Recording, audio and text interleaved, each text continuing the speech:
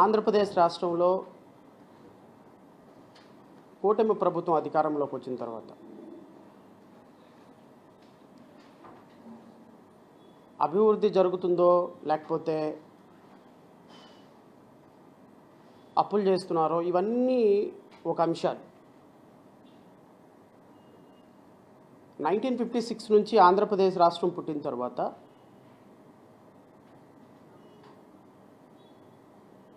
అంటే మాకు అవగాహన ఉన్నంత వరకు, ఇంతకుముందు ఏం జరిగిందో చరిత్ర చెప్తూ ఉంటుంది కదా,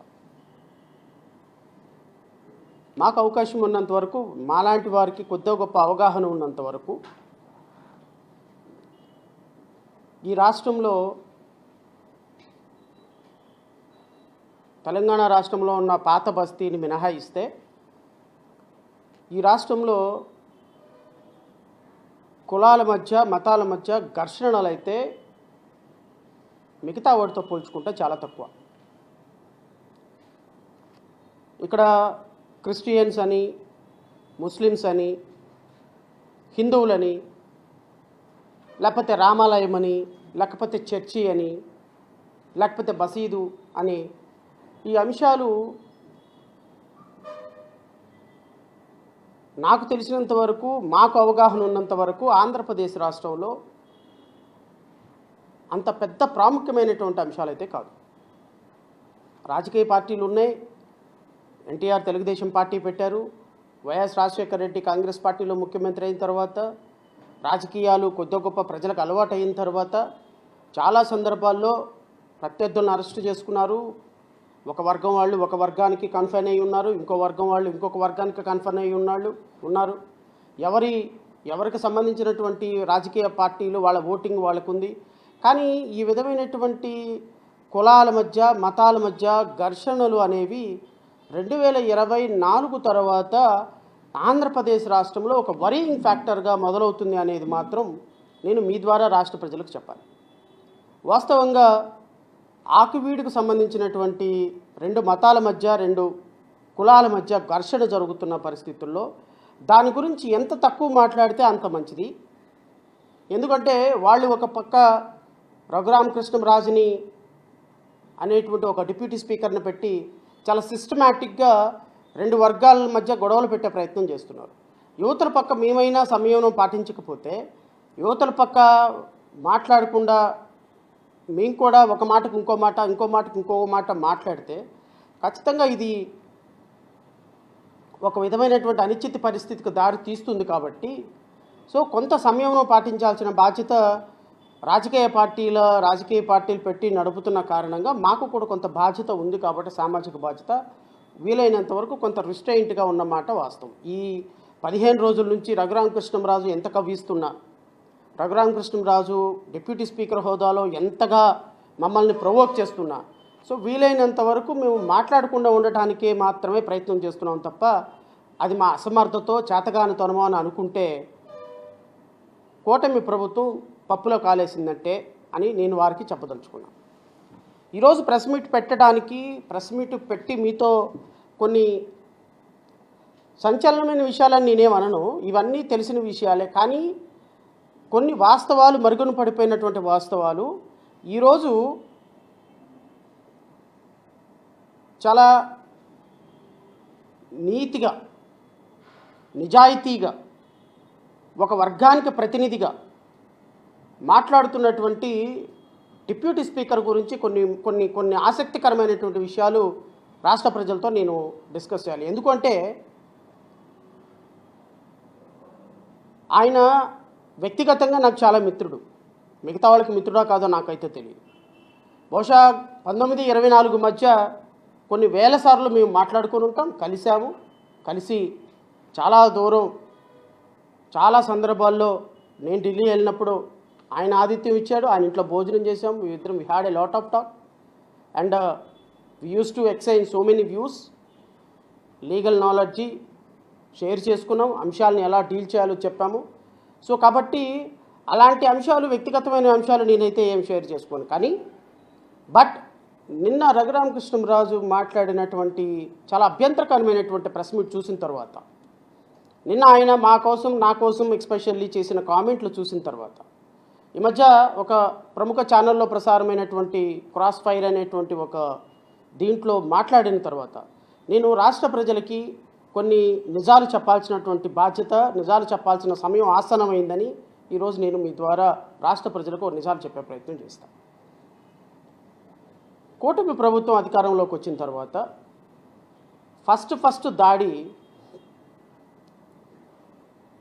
ఆంధ్రప్రదేశ్ రాష్ట్రంలో ఎందుకనో నాకైతే తెలీదు.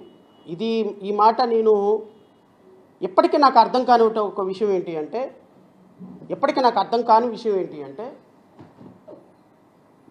14 సంవత్సరాలు ముఖ్యమంత్రిగా పనిచేసి ఇప్పుడు 2.5 సంవత్సరాల నుంచి ముఖ్యమంత్రిగా పనిచేస్తున్నటువంటి చంద్రబాబు నాయుడు గారు నా పర్సనల్ వ్యక్తిగతమైనటువంటి అభిప్రాయం దృష్ట్యా సెక్యులర్ వారు ఒక కులాన్ని కానీ ఒక మతాన్ని కానీ ప్రమోట్ చేయరు. బహుశా ముఖ్యమంత్రి గారికి వారి వ్యక్తిగతమైనటువంటి ఏ దేవుడి మీద నమ్మకం ఉంటుందో ఆ దేవుడిని చాలా స్ట్రాంగ్గా ఆయన బిలీవ్ చేస్తారు. కానీ ఆయన ఏ రోజు కూడా క్రిస్టియన్లని, ముస్లిమ్స్ అని, హిందువులని వేరు చేసి మాట్లాడటం నేనైతే వినలా. కానీ మొట్టమొదటిసారిగా 2024 సంవత్సరంలో 164 సీట్లతోటి అధికారంలోకి వచ్చినటువంటి కూటమి ప్రభుత్వం ఒక దుర్మార్గకరమైనటువంటి ఎజెండాని రాష్ట్రంలో ప్రాపగేట్ చేయడానికి ప్రయత్నం చేస్తుంది. ఏంటి ఆ ఎజెండా అంటే, ఇక్కడ క్రిస్టియన్లని జీసస్ని ఒక గూఢచారులుగానో లేకపోతే ఒక దుర్మార్గులుగానో చూపించే ప్రయత్నం చేస్తున్నారు. లేకపోతే వీళ్ళు సమాజం నుంచి వెలివేతకు గురైనటువంటి వ్యక్తులుగా చూపించే ప్రయత్నం చేస్తున్నారు. అది అసెంబ్లీ సాక్షిగా జరుగుతుంది, తిరుమల వెంకటేశ్వర స్వామి సాక్షిగా జరుగుతుంది, అండ్ పవిత్రమైనటువంటి గుళ్ళల్లో కూడా జరుగుతుంది. నాకు అర్థం కాని విషయం ఏంటి అంటే, ఒక ముఖ్యమంత్రిగా సుదీర్ఘమైనటువంటి అనుభవం ఉన్నటువంటి ముఖ్యమంత్రి చంద్రబాబు నాయుడు ఈరోజు కులాల మధ్య, అంటే మతాల మధ్య, నువ్వు క్రిస్టియను, నువ్వు జీసస్ను పూజిస్తావు, నువ్వు ముస్లిము, నువ్వు హిందూ అని మాట్లాడేటువంటి ఒక దుష్ట సంస్కృతి రావటానికి ప్రధానమైనటువంటి కారణం ఏంటి? గౌరవ ఉప ముఖ్యమంత్రి కూడా ముఖ్యమంత్రి గారి ఆరోపణలని నిజం చేస్తూ, ఆరోపణలకి ఊతం ఇస్తూ తిరుమల లడ్డూలో ఒక అపవిత్రం జరిగిందనేటువంటి ఒక అంశాన్ని భుజాన వేసుకొని సనాతన ధర్మం అనేటువంటి ఒక అంశాన్ని తెర మీదకి తీసుకొచ్చి, ఈ సనాతన ధర్మం అంటే హిందువులు క్రిస్టియన్స్ని, ముస్లిమ్స్ని ద్వేషించటమే అనేటువంటి ఒక దుర్మార్గకరమైనటువంటి ఆలోచనకి అసెంబ్లీ సాక్షిగా ఆయన ఒక దుస్సాహసం చేశాడు. నేను ఇంతకుముందు ప్రెస్ మీట్లోనే చాలా సందర్భాల్లో చెప్పాను, ఒక ముఖ్యమంత్రి ఒక ఉప ముఖ్యమంత్రి హోదాలో ఉండి